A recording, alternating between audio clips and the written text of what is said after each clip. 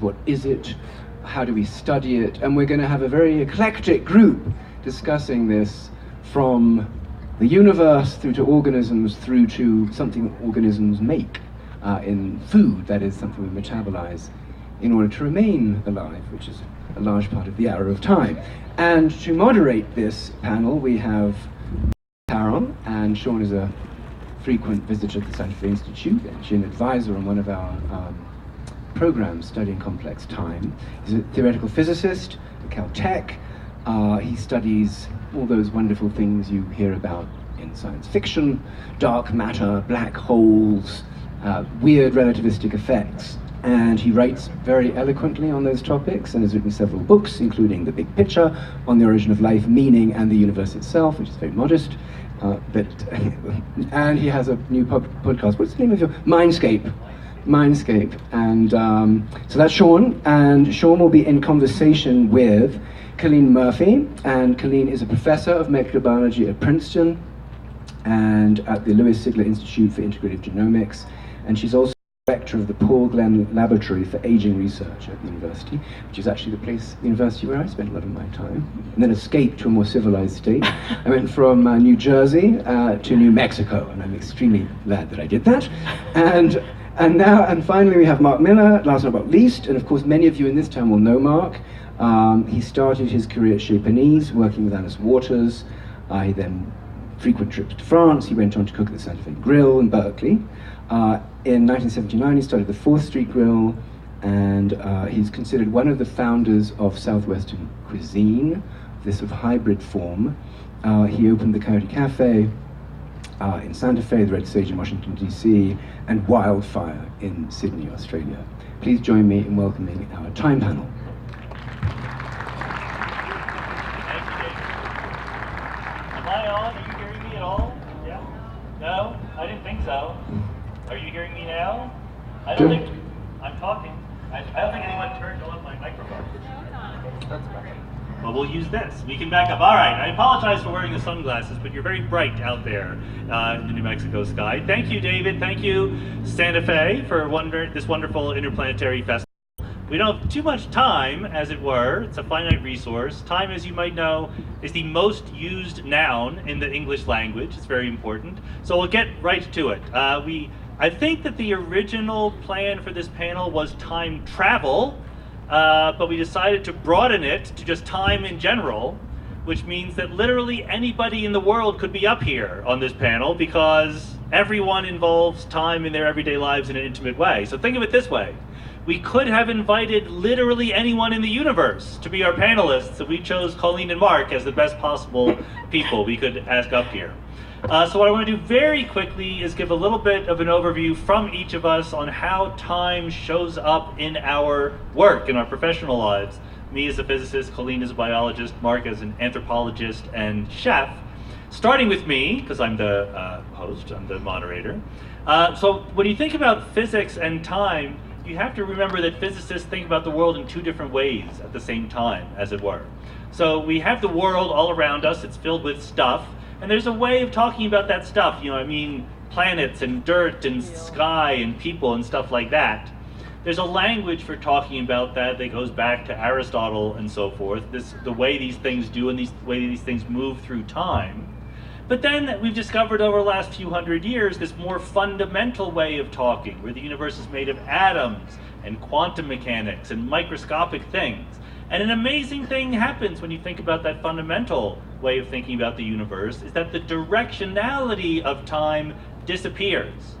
There is no difference in the fundamental laws of physics between the past and the future.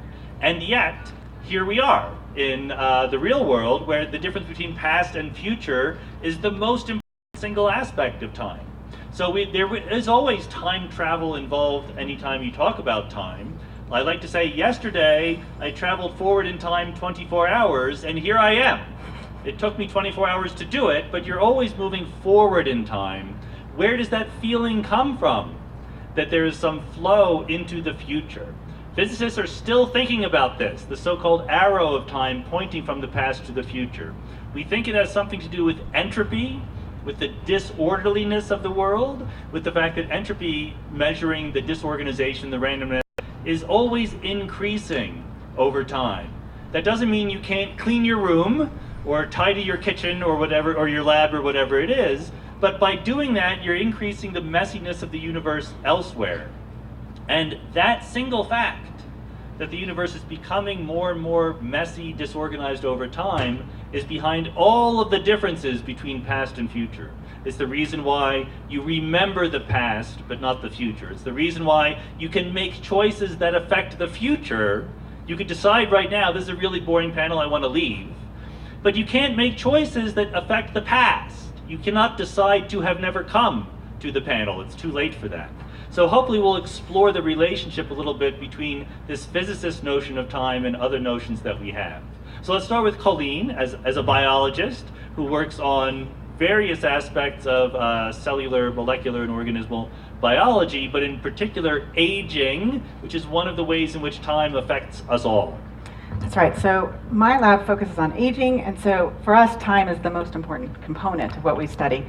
We use a small model organism called C. elegans to do that because it ages really rapidly. So it lives only 2 to 3 weeks, but in that amount of time, it ages really substantially. And so we can look at a worm. I mean, anyone in the audience could take a very low power microscope. I could give you a plate of these worms, and you could tell me which ones are the young ones and which ones are the old ones. And so we think about time in respect to the fact that we all would like to stay young and keep functional longer, and the idea of turning back time is very attractive, but it's unlikely that it will happen. And so when we think about aging, we might want to try to rejuvenate, but really what is more realistic is to basically slow down how our body ages. And so what we're doing in my lab is trying to use this model system to ask the question, well, how could we do that? What are the molecules and the genes that we could affect that might slow things down? And what really has been useful in my field is the fact that there are mutants that live twice as long and they stay healthy twice as long. And so even though they exist for the same amount of time, they just basically just age much slower. And so we like that as a model for how we could do things.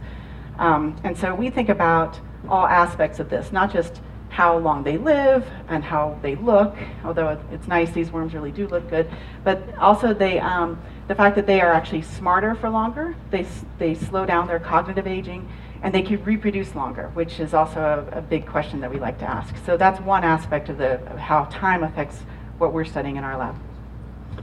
So of course physicists like to think of biology as just a subfield within physics, a specialty. Everything is physics, some things are biology. Biologists like to think of the entire study of human beings as just a subfield within biology, right? So, but nevertheless, there's interesting things that we can say specifically about the human experience of time, and I bet that, Mark, you have some things to say about it. Yes. So, interesting that one of the things that I've found, I used to teach, my specialty in anthropology was cross-cultural aesthetics, and I was working and bringing back things to Berkeley where I was working with weavers, and I would bring them back and I would say, what are the 18 designs in this? And they couldn't see them because they hadn't grown up with that sort of gestalt of looking at designs.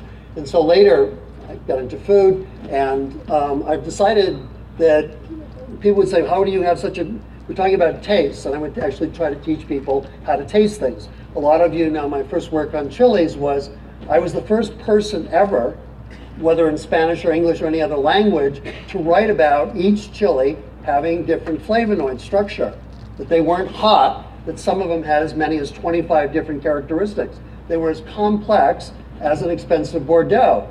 But we had sort of shifted our way of using taste and stratified it in terms of status, and we didn't look at ethnic foods as either being complex or interesting.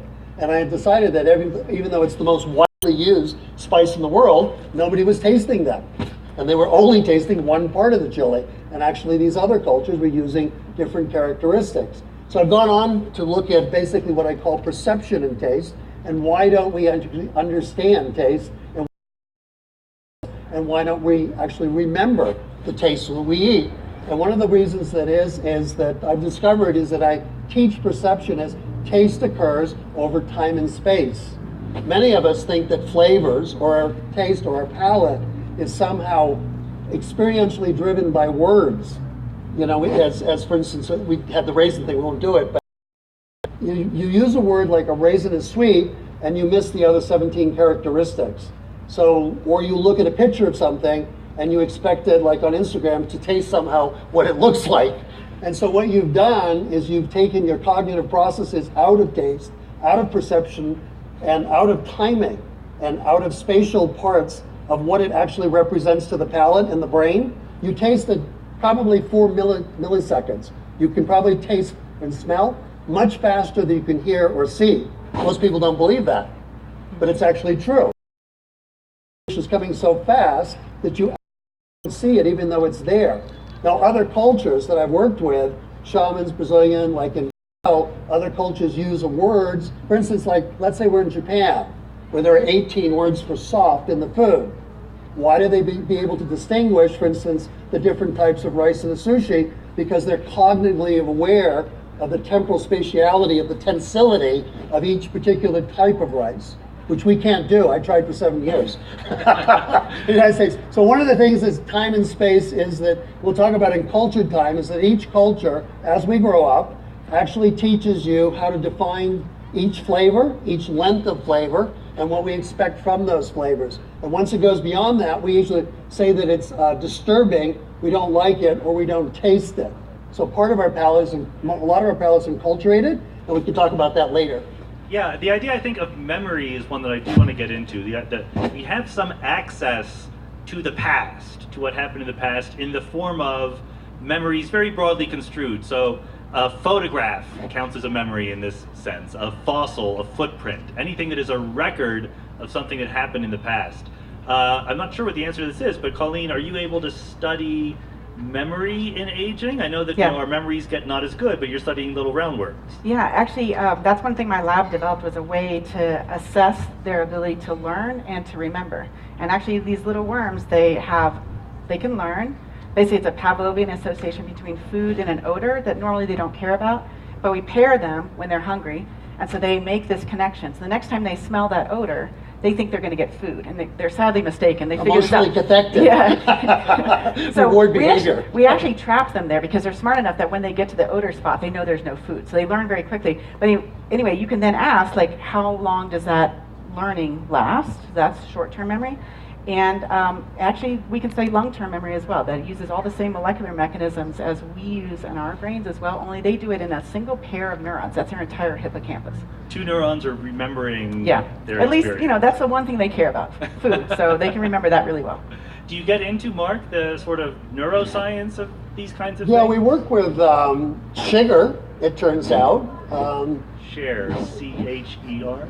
No, sugar, Sugar. Sugar, in terms of dextrose and fructose. When you have sugar, it actually enhances the longevity of memory. Mm-hmm. So when we think of a very important meal, and that dessert is one way of creating what I would call a more structured, more intense sort of memories in terms of the circuits themselves. Now, in terms of language itself, or we talked about pattern recognition, cultures that we maybe like if I had 15 types of cherries in front of us right now, and how would we differentiate that? It would have to be that we'd have to have the right pattern software for cherries, and then we would have to be very good at differences of milliseconds in between the flavonoids.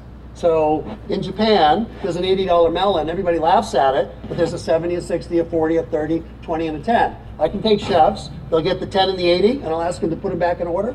Can't do it, because the flavors in the middle are too fast, too close, and they're not sophisticatedly trained enough. So that memory system is, I think, enculturated. And can we improve it? Are there exercises? Oh no, we can improve it. I actually do perception classes and improve memory.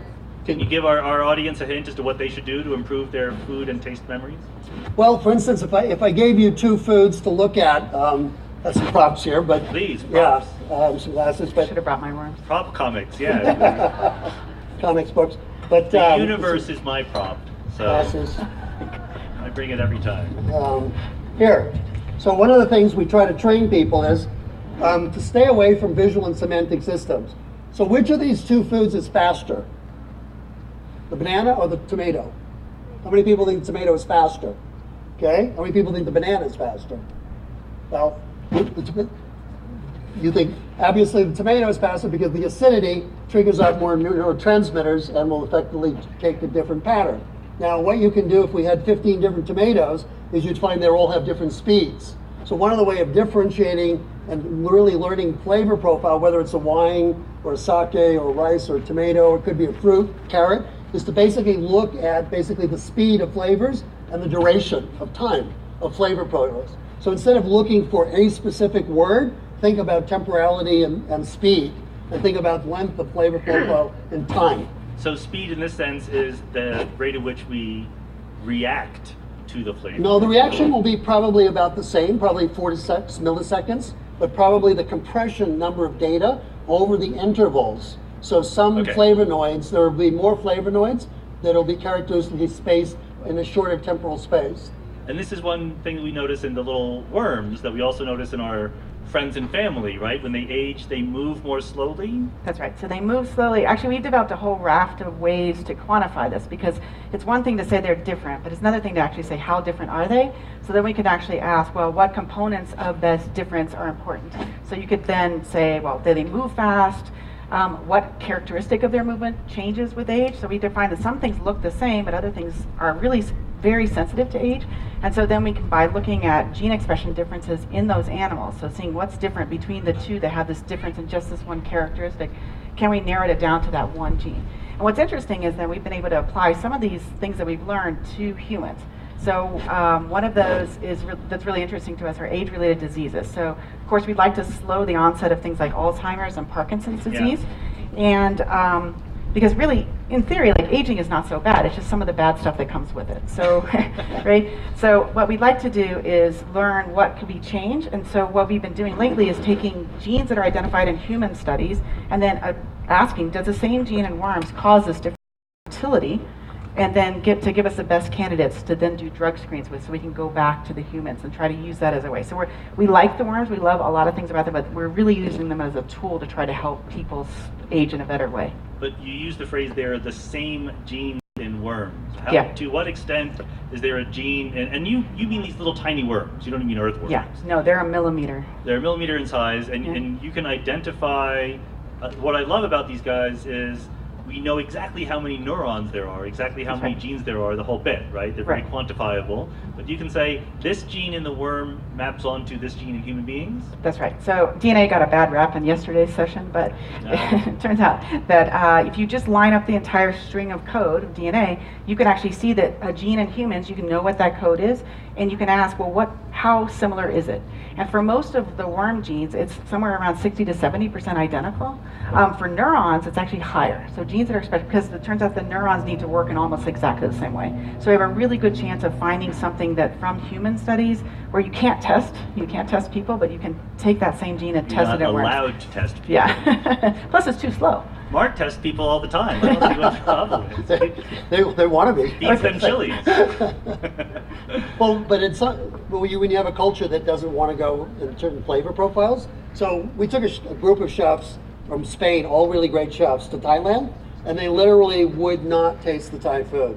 It was too extreme. It was too far outside of their experiential parameters of what they expected flavors to be. They were too intense, too long, the fish sauces and so forth. So there is kind of spatially and temporality what people won't taste. Do certain cuisines sort of match on to longness, shortness? Do some cultures want their food quick and experiences rapid? Well, we're kind of, people talk about fast food. We're now into a culture of fast flavors. So when we think about pizza, coffee, 400 flavors. You think about the flavors that are popular, like caramel salted, both very intense neurotransmitters, high glutamates, grilled cheese sandwiches, hamburgers. So I work with companies, we're compressing a lot of information as we're in a fast flavor culture, not just fast food culture. Well, yesterday I had ice cream from the truck over there, which was salted caramel with chili. The problem with that, though, is that there's no problems with that. There are no problems. But if I asked you how many different types of vanilla they were using, you wouldn't be able to tell me. There was one type of yummy. That's all I need to know. Let's step back a little bit here, because I need to put on my physicist/philosopher hat, and maybe Colleen and Mark don't even know that everything they've been saying is ultimately because of the Big Bang. Did you guys know that? So it's not just that the Big Bang, 14 billion years ago was the start of our universe. It was a very special time. I mentioned very briefly that entropy increasing is behind the flow of time. So what that means is, why is entropy going up? Because the universe 14 billion years ago, at the beginning of it, was very, very low entropy. It was very, very organized, very, very specific, very, very special in the space of all the things it could be. And the last 14 billion years and the future quadrillions and quintillions of years are just a story of winding down and becoming messier and more random, okay? That's the bad news. It's not like, rebalance your stock portfolio bad news. It's going to take a long time. But the good news is that low entropy Big Bang gives us a handle on the past that we wouldn't otherwise have had. If you see a memory, right? Like you have a memory in this generalized sense, like a photograph of something. If you didn't know that the universe began with very, very low entropy, and you said, just given the laws of physics, what is the most likely way for this photograph to have come into existence? Sadly, the answer is for it to be randomly assembled by the chaotic motions of atoms and molecules all around you, right? That is what will happen toward the future, right? The photograph will sort of decay and become more flaky and faded and just disappear eventually. That future evolution played backward in time would be the most likely past. It would not be an accurate record of an event you actually took a photograph of. What makes the photograph a reliable memory of the past is because you don't ask, what is the most likely way for this photograph to come into existence? You ask, even though you don't know you're asking it, what you're secretly asking is, given the low entropy of the Big Bang, what is the most likely way for this photograph to become into existence? If there's an egg in your refrigerator, you can infer the existence of a chicken that the egg came from because we know we've been on this path from low entropy to high entropy. So then that's easy to say, it's a little philosophical, but what we would like to do is to tease out the specific ways in which that happens, the specific relationships between events in the past and records of them in the present day. So, Colleen, when you talk about the neurons, how much do we know about what it means to say there's a memory encoded in our neurons? Okay, so that is still being worked out by neuroscientists, right? So that's the biggest mysteries right now. It's like, where is that memory encoded? Well, it seems to start in one part of the brain and then be consolidated, and then to recall it is a different thing altogether. So our brains use this very complex mechanism to do that. That's why I like worms, because they're much simpler. They seem to basically start in one place, they sense things, they send it through two neurons to another place where they basically form this memory, and then and that seems to be expressed through changes at the synapses of the neurons that are going to sense the food again. So they've really boiled it down to the simplest things, so we can think about these questions in a little bit easier way. I mean, you're the closest thing to a neuroscientist on the panel, I know. Okay. So your ambit is all of biology, including neuroscience here. So, but is it I always get this confused personally, is it the connections between the neurons that store memories, or do the neurons themselves alter a little bit when we remember? I think it's both, and certainly in C. elegans we can see that there's changes going on in the neuron itself that basically causes things to change at the synapses. Now, worm neurons are really tiny, so they don't use, for the most part, they only have a few action potentials. So most people think about in human, you have very long axons, and they require this electrical activity to take on the information. And then there's networks of neurons that are involved in basically going back and recalling that. So, but I think that's still all the details of that being worked out. Otherwise, we would know exactly how to trigger every single kind of memory that we have. How many neurons are there in the C. elegans? C. elegans is 300, and actually it's 302, but the last two are being debated. All right, well, so still 300 and yeah, 1 plus that's minus it. 1. And they're actually pretty cool because, there's a lot of things a lot of jobs that we've assigned to one neuron in humans, whereas worms are every neuron multitasks. So I think that's even Has to, even right, cooler. yeah. Don't we have a Jennifer Aniston neuron? Wasn't Apparently, that a big story? yeah. Could you just remind the audience what that Okay, story so was? that idea is that you have particular parts of your brain that are assigned specific duties, and some for telling you where you are located in space, things like place cells. But there's other neurons that are dedicated to remembering certain faces. And so this was tested with this idea of like showing a picture of Jennifer Aniston, and then there would be activity in the brain. So that's how neuroscientists are deciphering how the brain works, by like doing these specific tests and tasks and seeing what lights up where, and then excitingly, can you then activate that and then elicit the same behavior that you were looking for? But presumably evolution did not provide us with a Jennifer Aniston cell. a Jennifer Aniston neuron. Like we picked Right. through our education that neuron right. was going to do that job, right? That's right. So but the idea of like recognizing faces is one of the things that we do best, right? Like there's other animals that don't require visual cues so much, they don't rely on that. Worms have no eyes, for example, so they sense their entire universe just by smells. And there are other organisms, of course, that do that really, really well, and don't require the visual system. We are very highly visual animals, so we have to rely on different parts of our brain to recognize different faces. So Mark, I think that's a perfect segue, because you were telling me before about the different fractions of one's brain or one's sensory apparatus that one gets from taste, smell, sound, vision, and how you're special. Yeah, it was discovered early when I was a child that I had unusual sensual memory. I would take a candy bar back to the store. I'd say it's stale, it was stale. The point was, and I'd say the lobster was caught 2 days ago, and it was caught 2 days ago. But the thing is an auditory processing disorder. You consciously try to create organized activities, and since I can't have any oral recall, and noise creates cognitive dissonance, I block out noise. And so cognitively, we have 29% evolutionarily for sight, about 22% for smell and taste, and about 19% for hearing. And the rest is divided out for touch and other senses. So I put that, so instead of having 22, I have 42% on taste and smell. And it turned out to be an asset, sort of a handicap asset, but it's good. But, and if you put too much, though, I've worked with musicians, though, who actually, there's a good example. Everybody says that people have really good wine palates, must have better palates. You know what they have? They have better language skills. And so it turns out when they're given another food product that they actually don't know words for, they actually don't do well in terms of perception and skill of taste. So in terms of the palate, we have to look at basically what categories we're looking at and how much we associate the words, and what we socially agree upon are as the raisin is sweet, or certain wines are eminently forgettable or drinkable or whatever, soft and nubile, or leathery and whatever, witchy. They are shared experiences, but they're actually not very good analytical descriptives of taste themselves. Whereas another culture, I worked with the Inca, I just came back and worked with the Haida, they might have a language that says the salmon that tastes like early spring, that's more oily, that has more this characteristic. I went through a whole biology of the Haida that was done by scientists, and they look at everything and describe what it looks like, what it is genetically, and where it should be in what family, but none of them could tell me the taste of any of the 300 food products they collected. And the Haida says, what good is that information?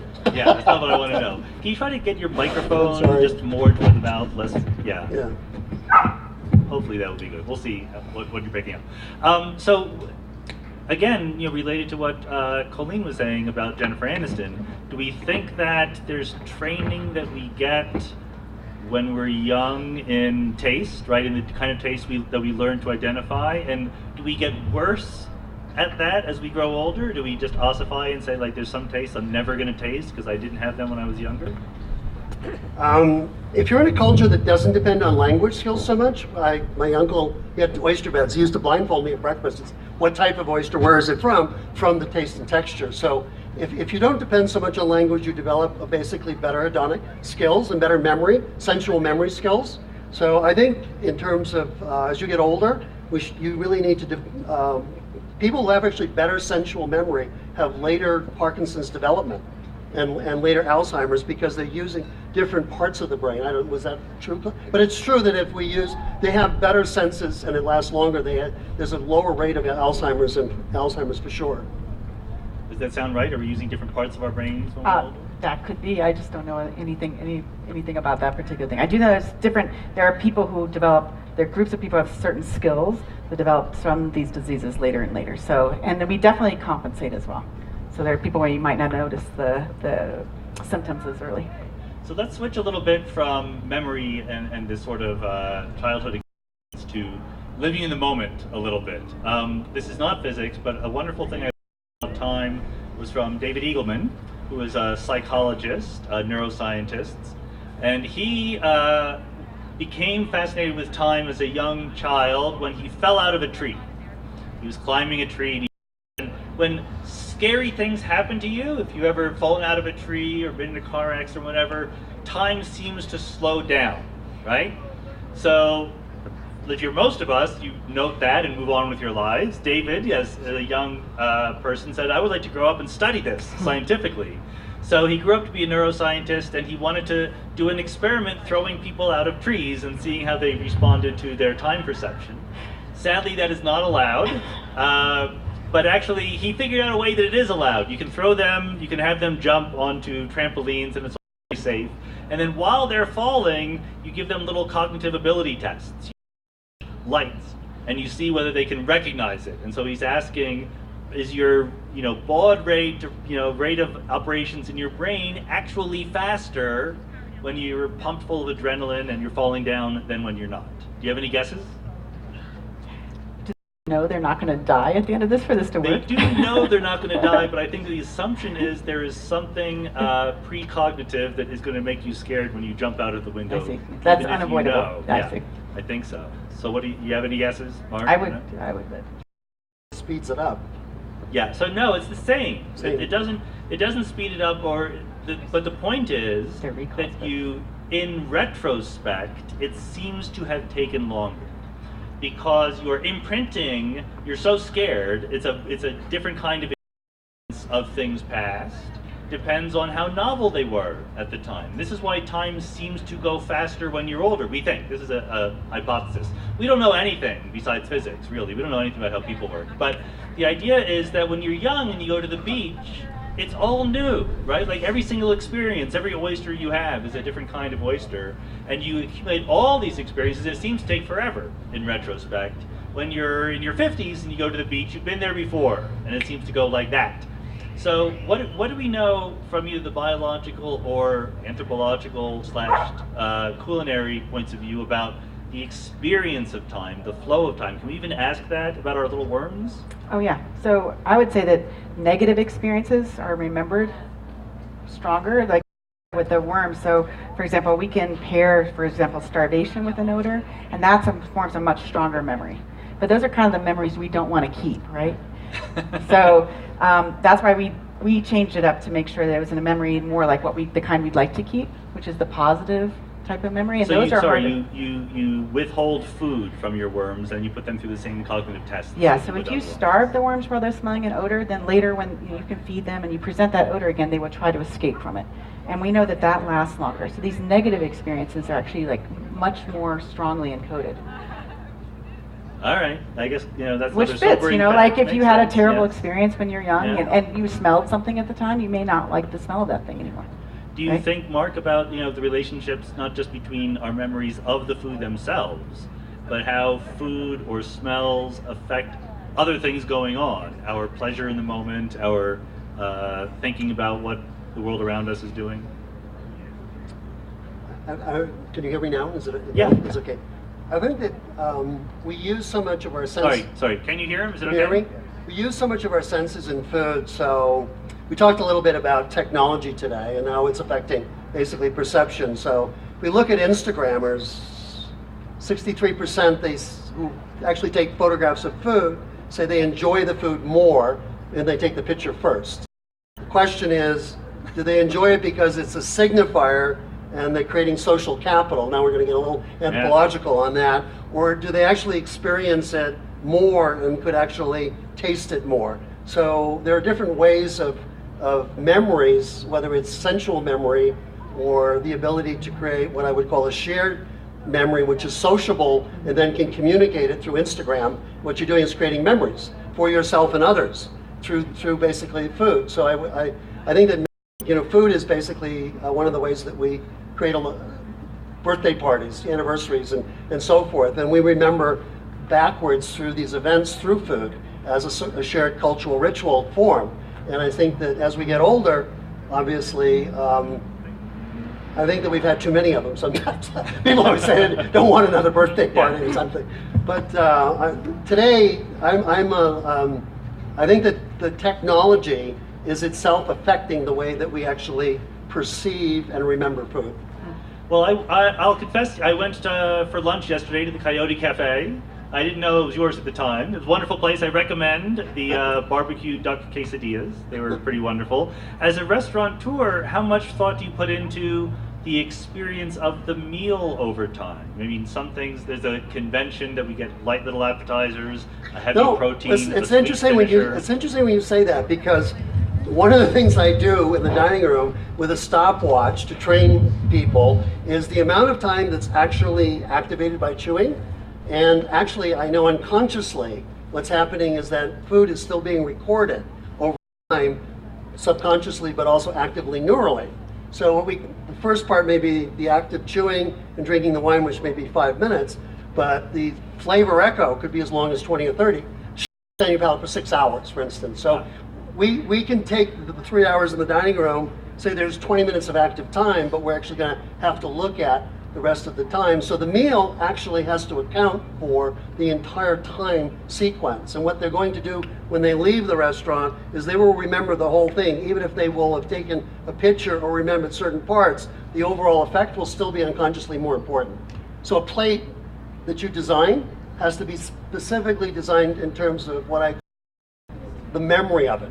And palate cleansing is a real thing, a little dish that can... Yeah, well, some cultures use it more than others. I mean, when you took a glass of wine and you end flavors by basically disrupting the enzymatic sort of flavonoid, you were basically creating a way of creating rhythms within the meal that are culturated.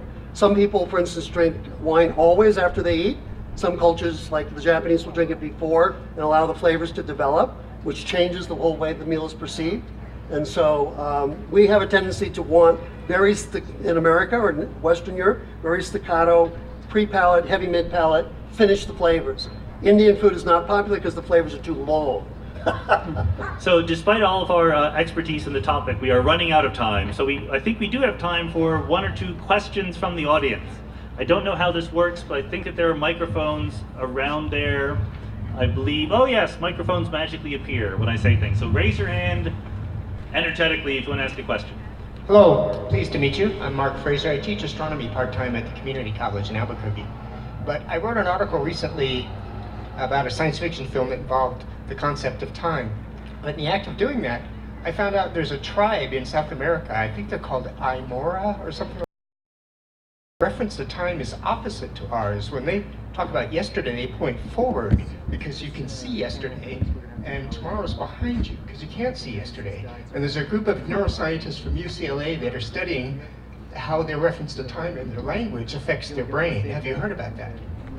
Yeah, in fact, you can find, there are people I know, not at UCLA, but UC San Diego, who study this. I think that it's studied widely. We use visual metaphors for time all the time, as it were, and you can find every single possible choice. There are cultures that think this is the past and that's the future, this is the past and that's the future, this is the past and that's every single possibility, because it is arbitrary and you choose. Even within physics, it is kind of hilarious. If you're a cosmologist and you study the origin and evolution of the universe, to you, time runs from the bottom of the figure upward.